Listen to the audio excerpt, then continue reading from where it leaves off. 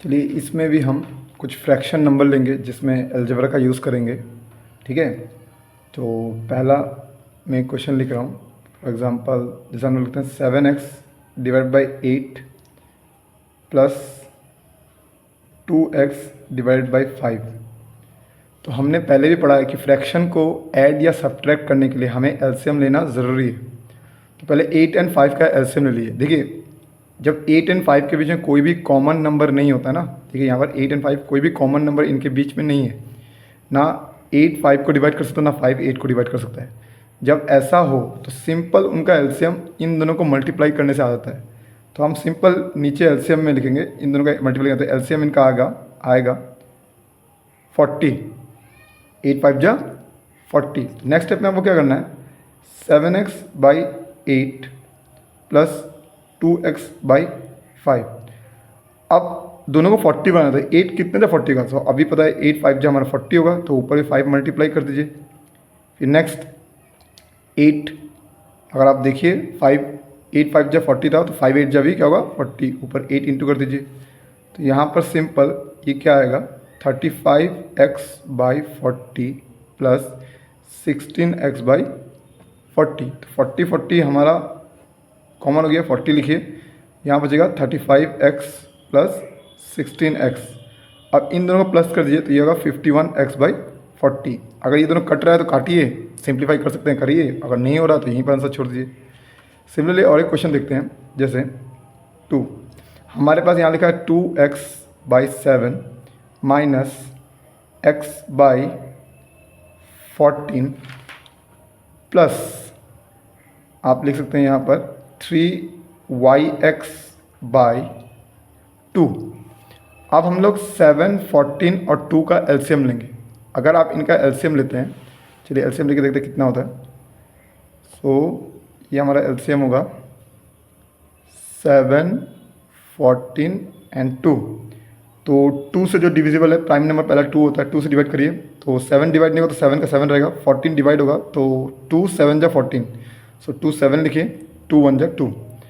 Next 2 से कोई number divide नहीं होगा, 3 से भी नहीं होगा, 5 से नहीं होगा, 7 लेना, 7 1 जा 7, 7 1 जा 7, 7 1।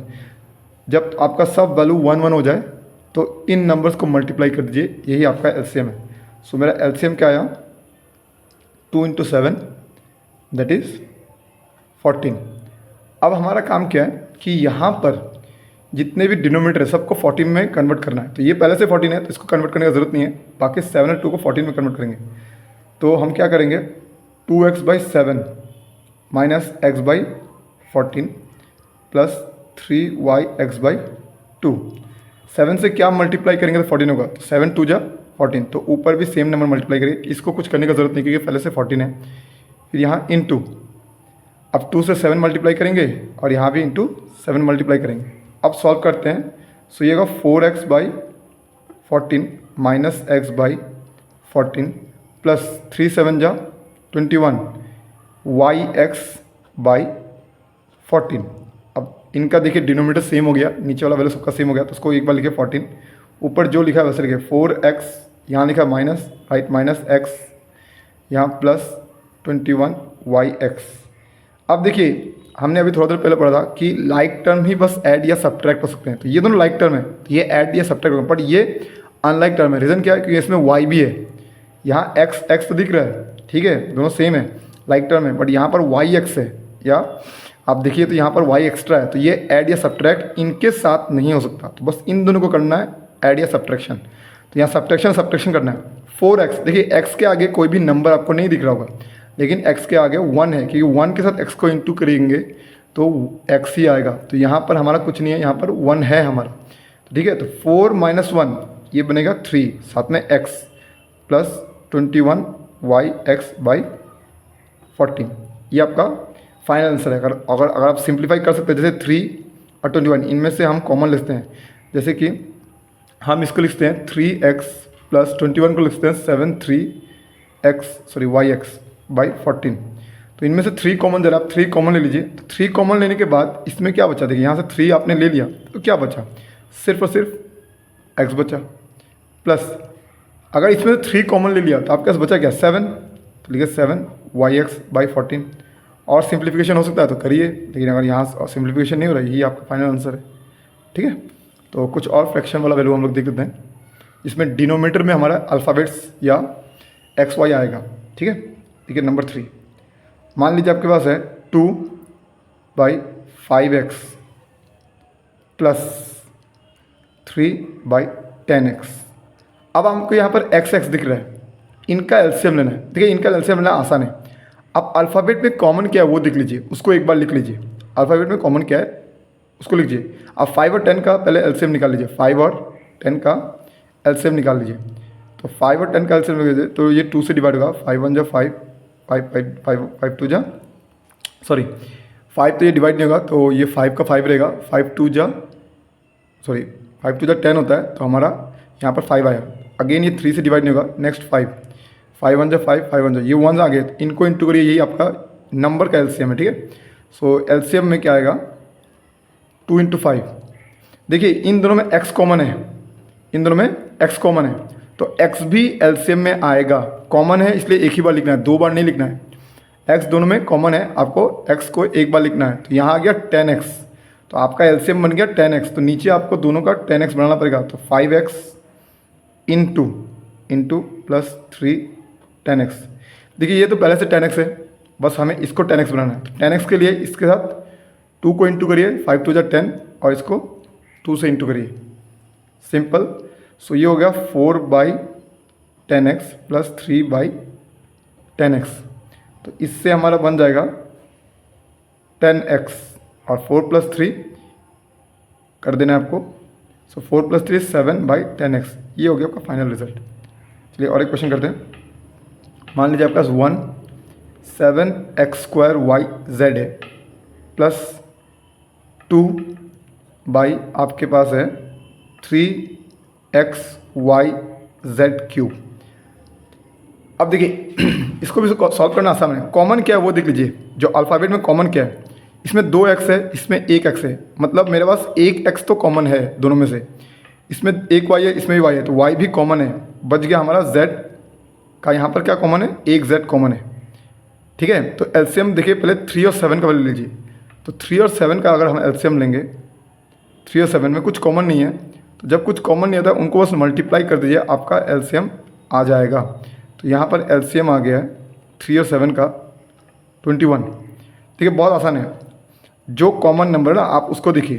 ठीक है, या तो ये देखते हैं या ये देखिए कि x तो दोनों में है, तो x ज़्यादा किस में वो आपको ले लेना है। तो आपका एलसीएम क्या है 21, आपका एलसीएम आया 21। यहाँ पर x ज़्यादा किसके पास है, इसके पास ज़्यादा है, तो आप यहाँ पर ज़्यादा वाला लिखिए x²। y दोनों में सेम है तो लिखिए y। z ज़्यादा किसके पास है, इसके पास, तो लिखिए z³। ये हो गया सिंपल आपका एलसीएम और कुछ नहीं, सिंपल आपका एलसीएम हो गया। अब ये आपका एलसीएम आ गया 21x² yz³। तो हर एक वैल्यू को 21x² yz³ बनाना है हमें। ठीक है, तो बहुत ही आसान है। अब हम क्या करें, नेक्स्ट स्टेप 1/7 x² yz।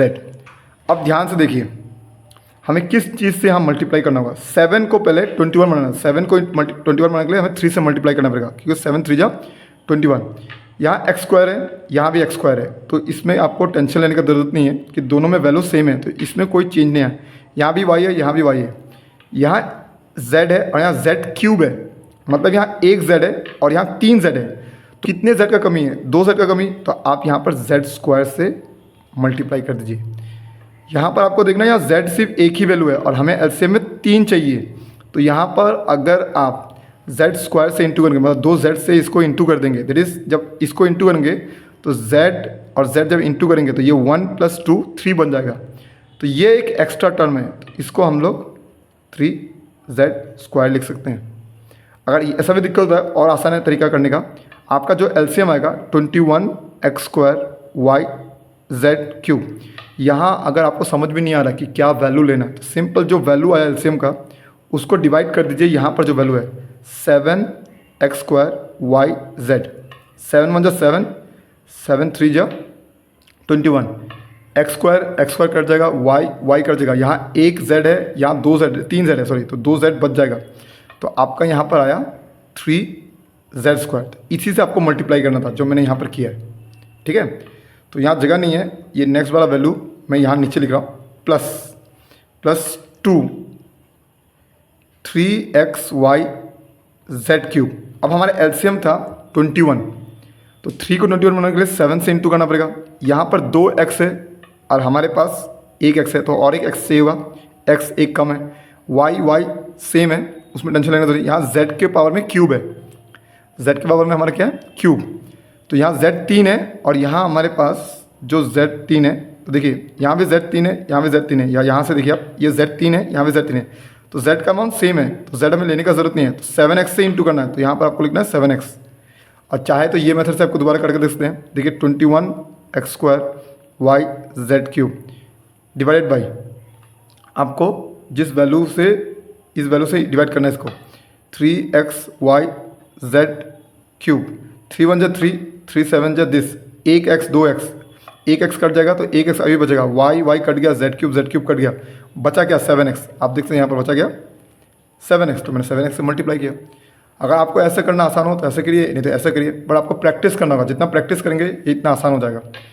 अब देखिए इनका एलसीएम सेम हो गया, तो 1 × 3z², तो 1 किसी नंबर के साथ भी इंटू हो वही नंबर आ जाता है, so it is 3z² divided by 7 3 जा, हम लोग करेंगे 7 3 जा 21। देखो इंटू करने जरूरत नहीं है, मालूम यही आएगा, तो डायरेक्ट आप ये वैल्यू लिख लीजिए 21x²yz³, यही आएगा, यही तो हमें लाना था यहाँ पर, इसलिए तो हम इंटू कर रहे हैं, मल्टीप्लाई कर रहे हैं, तो यही आएगा। तो लिख लीजिए प्लस 2 7 जा 14, साथ में x, और नंबर डेसिमल में यही आएगा, सॉरी डिनोमिनेटर में यही आएगा 21x²yz³। डिनोमिनेटर सेम है, उसको एक बार लिखिए 21x²yz³, और यहाँ आएगा 3z² प्लस 14z।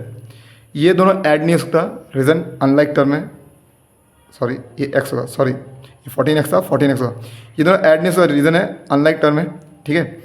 और यहाँ से कुछ कॉमन नहीं आ रहा है तो कटेगा भी नहीं, तो ये आपका फाइनल आंसर है।